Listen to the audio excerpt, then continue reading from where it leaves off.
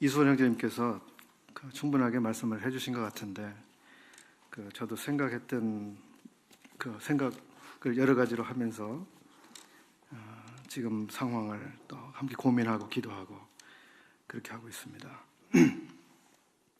며칠 전에 우리 교회 중년 형제 자매들이 교제하는 공간이 있습니다. 인터넷에서 그 밴드의 어느 형제님이 오카는 목사님이 설교한 설교 내용을 거기에 링크해서 들어볼 수 있도록 이렇게 해주셨습니다. 저도 그 메시지를 들었습니다. 듣고 나서 마음에 했던 생각 그리고 고민했던 부분을 한번 정리를 해봤습니다. 그리고 기회를 주님께서 주시면 또 여러분들과 나누고 싶은 그런 마음이 있었습니다. 제가 정치에 관심이 많은 사람 같으세요? 관심이 없는 사람으로 보이세요? 없는 사람으로 보이시죠? 예, 저는 정치학을 공부하고 싶었던 사람입니다. 저도 정치적 동물 중에 한 사람입니다. 조금 문자를 쓰자면 호모 폴리티쿠스입니다. 그래서 대통령을 비롯해 정치인들의 말 그리고 행위 또 정당들의 모습을 유심하게 살피고 또 정치를 잘 하고 있는지 생각을 하면서 살아가고 있습니다. 왜냐하면 정치인들의 생각과 그들의 의사결정이 우리 개인, 가정, 국민들의 삶과 또 국가의 장래, 또 나라의 도덕 수준, 그리고 무엇보다 우리 신앙의 자유, 교회의 평안, 또 복음의 오늘과 내일에 분명히 영향을 주는 아주 중요한 요인이 되기 때문입니다. 정치에 무관심할 수가 없습니다. 그리고 저도 존경하는 정치인이 있고 또 냉소를 보이고 또 비판적인 말을 하고 싶은 그런 정치인이 있기도 합니다. 여러분들은 다 그러시겠죠. 또 어떤 경우에는 차라리 대통령의 자리에서 어서 내려와 주었으면 하는 마음으로 촛불의 대열에 박수를 보내고 싶은 마음이 생길 때도 있습니다. 여기 계신 성도님들이 가지고 계신 생각도 다양하실 것입니다. 그럼에도 먼저 생각해 봐야 될 것이 있기 때문에 모든 성도님들이 이런 점에 한 번쯤 생각을 해 주셨으면 하는 마음으로 나누는 것입니다. 우리가 광장으로 달려나가기 전에 또 인터넷에 댓글을 달기 전에 촛불이든 횃불이든 무언가를 지켜들기 전에 우리는 이런 점을 생각해 봐야 하며 하나님의 시민으로 이 세상 시민의 처세를 또 하나님의 마음에 맞게 할 수 있을 것입니다. 그렇습니다. 우리는 이 세상의 시민이면서도 그보다 더 높게는 하나님의 시민입니다. 그래서 이 세상에서 시민의 처세를 어떻게 하는가에 따라서 하나님의 시민으로서 하나님의 마음에 맞는 그런 사람이 될 수도 있고 그렇지 않을 수도 있는 것이 모든 신앙을 가지고 있는 사람들이 정치를 보는 또 이 사회를 보는 시야일 것이라고 생각합니다. 첫 번째로 저는 권력의 출처라고 하는 제목을 달고 생각을 정리해 보았습니다. 권력의 출처. 권력은 어디에서 오는 것인가? 우리는 통치 권력이 어디에서 주어지는 데에 대해서 성경적인 믿음을 분명히 하는 기초를 가지고 여기에 따라서 움직여야 합니다. 만약 이런 자세를 거부한다면 그런 분은 하나님의 권위와 성경을 믿지 않는 것이고 그저 세상의 일부분으로서 자기를 방종해 내어주는 것입니다. 우리는 성경 말씀대로 주님의 통치 주권은 왕들의 왕이시며 주의 주로서의 통치하시는 주권이죠. 그 통치 주권을 믿는 자들로서 하나님의 백성들과 하나님의 통치하심을 믿지 않는 불신 세상 사이에 권력을 보는 데 있어 철저히 다른 인식을 갖고 있다고 하는 것을 알고 있어야 합니다. 현대 국가들의 헌법 정신은 기본적으로 국가의 주권이 국민들에게 있다. 그리고 모든 정치 권력은 그러한 국민들이 위임한 일종의 계약 관계에 의해서 통치자에게 주어진다고 보는 입장을 가지고 있습니다. 그렇죠? 우리 중학교 고등학생들만 해도 그런 교육을 받습니다. 모든 주권이 국민들에게 있으며 그 주권으로부터 통치 권력이 위임된다고 보는 것입니다. 그리고 이러한 인식이 민주 시민으로 교육받은 사람들에게는 당연한 생각일 것입니다. 하지만 우리는 그러한 인식을 뛰어넘어 어떠한 정치 권력도 하나님이 주시거나 하나님이 세우시지 아니하고는 가질 수 없다는 분명한 믿음을 가지고 국가 통치와 정치 지도자를 바라봅니다. 이 차이는 말할 수 없는 간격을 가지고 오게 됩니다. 그러므로 주님의 말씀은 오늘날 우리에게 분명합니다. 세상 권력에게 어떻게 하는 것이 곧 내게 대하여 하는 것이라고 말씀하는 듯 말입니다.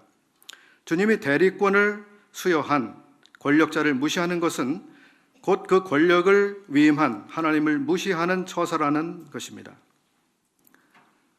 지금껏 우리가 주님으로부터 배운 성경의 가르침대로 하지 않으려는 하나님을 하나님을 제쳐놓고 인간들끼리 다 해결하려는 막대먹은 세상의 영향력에 의해 마치 바른 것처럼 생각해버리게 만드는 세상의 그 압력과 그리고 압력뿐 아니라 설득력을 깨어 인식해야 합니다.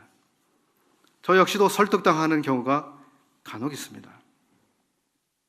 하나님의 권세를 가볍게 여기는 태도가 하나님이 세우신 주권자들을 무시하는 태도를 통해 그대로 나타나는 오늘의 모습을 통해 우리는 세상의 목소리에 영합할 것인지 세상이 오해할 수밖에 없는 그런 노선 위에 있든지 명확한 입장에 있어야 합니다. 저는 지금 통치자가 잘하고 있다거나 문제가 없다고 말씀드리려고 하는 것이 아닙니다. 한 사람 국민으로서 저도 할 수 있는 말은 많습니다. 그러나 우리는 국민이기 이전에 하나님의 통치를 믿는 하나님의 백성이라는 사실이 더 본질이라는 것을 말씀드리려는 것입니다. 그래서 저는 좌도 우도 또 보수도 진보도 어느 쪽에 속해야 한다고 성도님들께 말씀드리려고 하는 것이 아니라 하나님의 권세 아래서 이 모든 상황을 우리가 바르게 인식해야 한다고 하는 말씀을 드리려고 하는 것입니다. 두 번째, 권력의 출처가 하나님으로부터 나오는 것이라면 그리스도인이 부당한 권력에 어떻게 대처해야 하는가에 대한 생각입니다. 우리는 선한 정치를 베푸는 경우만 하나님이 백성들에게 주신 정당한 권세자라고 생각하려는 경향이 있기 때문에 백성들을 괴롭게 하거나 심하게 부도덕한 경우에 권세자는 하나님이 세우신 권세자가 아니라는 생각을 하기가 쉽습니다. 그러나 그것은 성경적이지는 않습니다. 하나님은 우리가 그것을 판단해서 정부에 협조적으로 처신하거나 반정부 운동을 하도록 가르치시지 않습니다. 선하든 악하든 공정하든 불공정하든 권력을 누가 가졌든 왈부하는 것은 우리의 권한 밖에 두시지 않았습니다. 그것은 하나님의 판단 영역입니다. 아니, 판단할 자유를 우리에게 주셨다 할지라도 불복종의 자유를 주신 일이 없습니다. 좀 엄격하게 말씀드려서 성경에서 시민 불복종 같은 고상한 정치적 행동은 허용하신 일이 없습니다. 포행자 사울 왕을 피해 도망다니던 다윗의 태도나 행동을 생각해 보십시오. 그는 부당한 권세자의 권력 남용 앞에서 최대한 소극적 자세로 도망을 다녔습니다. 그는 반군을 조직하지도 않았고 암살을 기획하지도 않았습니다. 시민운동을 일으켜 사울을 압박하지도 않았습니다. 오늘날은 적극적인 시민운동을 부추기는 교육과 문화 속에서 우리가 살아가고 있다고 하는 것을 잊어서는 안 됩니다. 그런 영향을 받게 된다고 하는 말씀입니다. 대제사장의 체포에 순응하신 예수 그리스도를 생각해 보십시오. 산헤드린 공회의 재판이나 빌라도의 재판의 불공정한 처결을 그대로 받아들이신 주님을 생각해 보십시오. 그것은 아버지의 통치와 아버지의 권세를 알고 계신 주님의 행동이었습니다. 사도 베드로나 사도 바울의 글을 읽어보십시오. 그분들은 성령의 감동을 받아 권세자들에게 복종하라고 기록했습니다.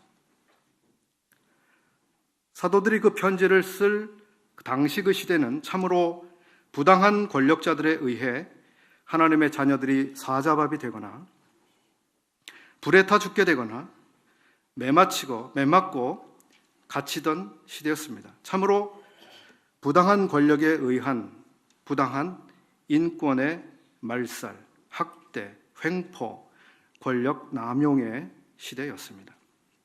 그 시대에 사도들은 그러나 항거라는 말은 생각하지도 않았으며 저항이 국민의 정당한 권리라고 한마디도 가르치지 않았습니다. 오히려 왕들과 높은 지위에 있는 사람들을 위하여 기도하라고 가르쳤습니다. 이것, 즉 복종과 기도, 이것이 오히려 하나님의 뜻을 이루어 가시는 하나님의 방법임을 사도들은 사랑스러운 그리고 아픔을 담아서 기록했습니다. 동료 그리스도인들이 학대를 당하고 죽어갈 때 말할 수 없는 아픔이 사도들에게도 있었을 것입니다. 우리는 하나님이 일하실 수 있도록 기도하고 하나님께 맡겨드릴 수 있는 믿음을 가지고 가만히 서서 하나님이 행하시는 것을 지켜보아야 합니다. 왕의 왕께서 왕들을 다스리신다고 하신 말씀을 그대로 믿고 우리는 양들로서 목자께서 하신 음성을 따라 걸어가야 합니다. 정의를 외친다고 정의로운 목자는 아닙니다. 오직 우리는 참 목자의 음성을 들읍시다. 제가 이렇게 생각을 정리해서 바나바 밴드에 글을 올렸습니다. 보신 분이 계실지도 모르겠습니다. 제가 정치에 관심이 많은 사람이라고 말씀드렸었죠. 20대 때에 저는 노동운동에 대한 관심을 굉장히 많이 가지고 있었고 노동운동을 했던 사람 중에 한 사람입니다. 이 사회의 부조리, 부정의, 불공정, 약자가 억압받는 이 시대는 반드시 고쳐져야 된다고 하는 그런 생각을 여느 젊은이들처럼 가지고 있었고 이러한 사회를 바로잡기 위해서 나도 무언가를 해야 된다고 생각을 하고 있었습니다. 그래서 노동운동을 했습니다. 파업을 했습니다. 경영자를 찾아가서 항의했습니다. 압박했습니다. 그런 사람들을 고소했습니다. 집단적으로 업무를 보지 않고 파업을 일으켰습니다. 한 달이고 두 달이고 파업을 했습니다. 때때로 전투경찰과 맞서기도 했습니다. 사무실을 점거하기도 했습니다. 많은 그러한 경험들을 저도 했고 그것이 하나님 앞에서 바른 삶을 사는 것이라고 생각을 했던 때가 있었습니다.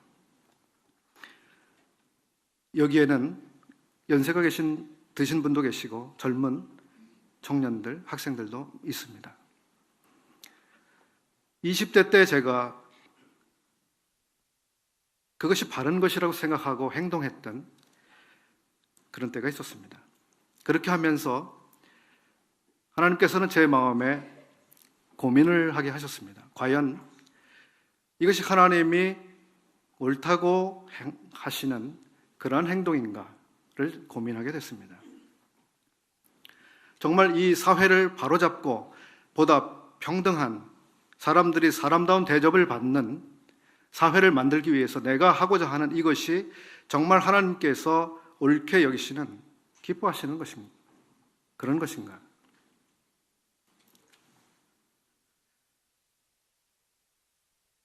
제 위에 계셨던 부장님이라든지 대표이사님이라든지 이런 분들은 저를 개인적으로 불러서 회유를 하기도 하고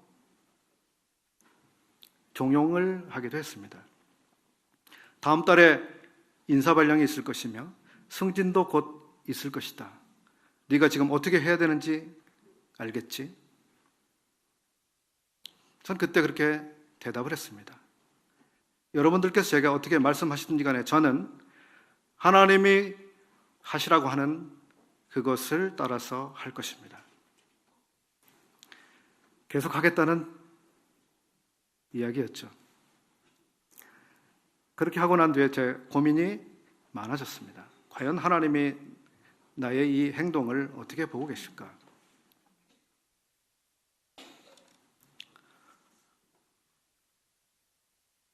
그 고민을 수없이 했습니다.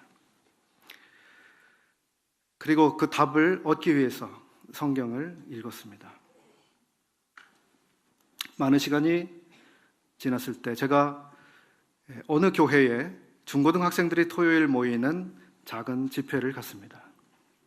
그 집회에서 우리 학생들이 자기가 일주일 동안 읽은 성경 말씀, 큐티한 내용을 진솔하게 돌아가면서 나누고 있었습니다. 그 중에 어느 학생이 로마서 13장에 있는 그 내용, 모든 권세는 하나님께로부터 왔다고 하는 것, 그리고 그 권세에 복종할 것, 그리고 그 권세에 복종하지 않는 것은 곧 하나님의 권세를 부인하는 태도라고 하는 것을 이야기했습니다. 그것이 제가 고민하고 있던 제 양심의 답이 됐습니다. 그리고 그 외에도 신약의 서신서들은 여러 곳에서 하나님이 세우신 권세에 대해서 그것을 존중하고 복종할 것을 말씀하고 계셨습니다. 그 권세자들이 옳기 때문이 아닙니다. 하나님이 권세를 주셨기 때문입니다.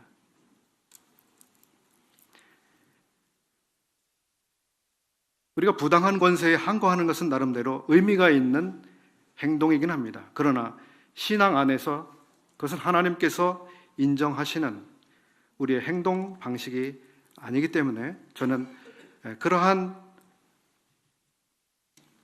길에서 저의 길을 바꾸게 됐습니다.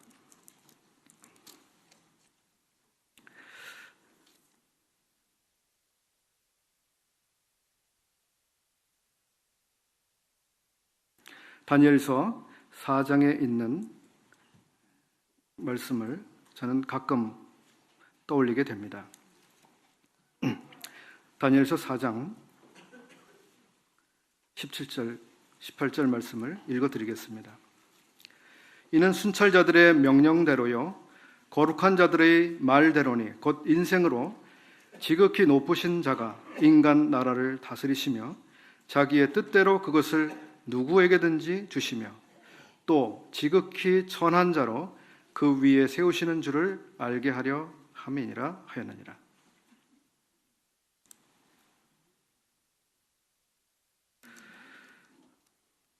이 세상에 어떤 사람이 왕이 되고 대통령이 되고 총리가 되고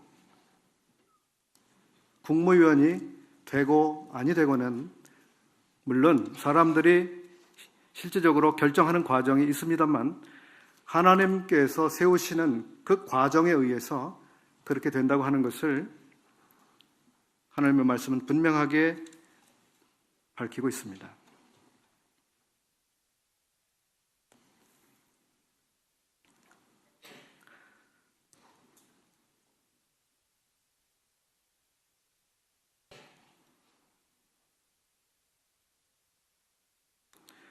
네, 34절, 4장 34절 말씀도 읽겠습니다.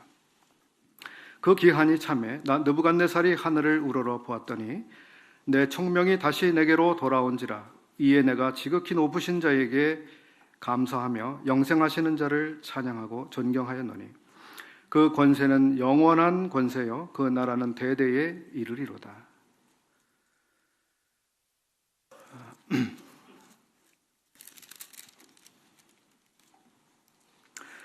요한복음 18장에 있는 말씀을 한 구절 더 읽어드리겠습니다.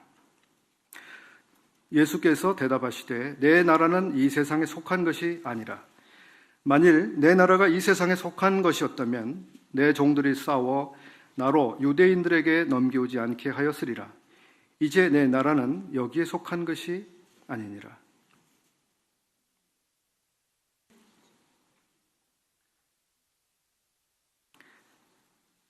그 다음에 19장 10절 이어서 보겠습니다. 빌라도가 가로되 내게 말하고 말하지 아니하느냐? 내가 너를 놓을 권세도 있고 십자가에 못 박을 권세도 있는 줄 알지 못하느냐? 예수께서 대답하시되 위에서 주지 아니하셨다면 나를 해할 권세가 없었으리니 그러므로 나를 내게 넘겨준 자의 죄는 더 크니라. 빌라도는 자기가 절대 권력을 가지고 얼마든지 자기가 원하는 대로 다 할 수 있다는 생각을 가지고 있었습니다. 그렇지만 주님께서는 빌라도 당신이 가지고 있는 그 권세는 과연 누가 준 것이냐라고 묻고 있습니다.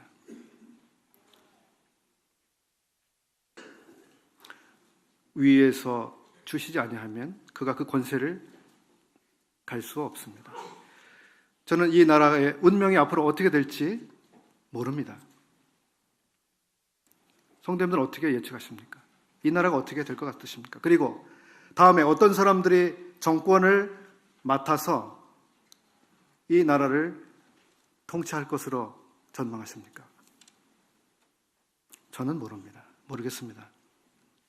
그리고 저는 기도하기로 마음을 작정했습니다. 이 나라를 위해서 최선의 사람들이 정치할 수 있도록 주님께 맡기고자 합니다. 그리고 주님께서 권세를 맡기신 그런 권세자들에게 주님 지혜를 주십시오. 이 나라, 이 백성들을 위해서 정말 잘 다스릴 수 있는 그런 지혜를 주십시오. 저는 그렇게 기도합니다. 제가 교제해드린 이 말씀을 마음에 받아들이실 분도 계시고 또 불편한 분도 개중에 계실지 모르겠습니다. 저는 어떻게 됐든지 성경에서 말씀하시는 바대로 우리가 주님의 백성으로 어떻게 이 세상에서 우리 가운데 일어나고 있는 이러한 정치적 사건을 이해하고 그 가운데서 우리가 어떻게 행동해야 하는가에 있어서 성경적 기준을 분명하게 가지고 그렇게 생활하셨으면 하는 마음에서 나눴습니다. 성도님들께서 도움이 되시기를 바라고 특별히 저는 우리 청년들과 학생들에게 이런 이야기를 해주고 싶었습니다. 우리가 보는 것과 성경에서 보는 것이 분명히 다릅니다. 우리가 옳다고 여기는 것과 성경에서 그것을 인정하시는 문제는 별개의 문제라고 하는 것, 이런 점들을 생각해 보시고 항상 성경으로 돌아가서 하나님께서는 이 문제에 대해서 어떻게 생각하실까?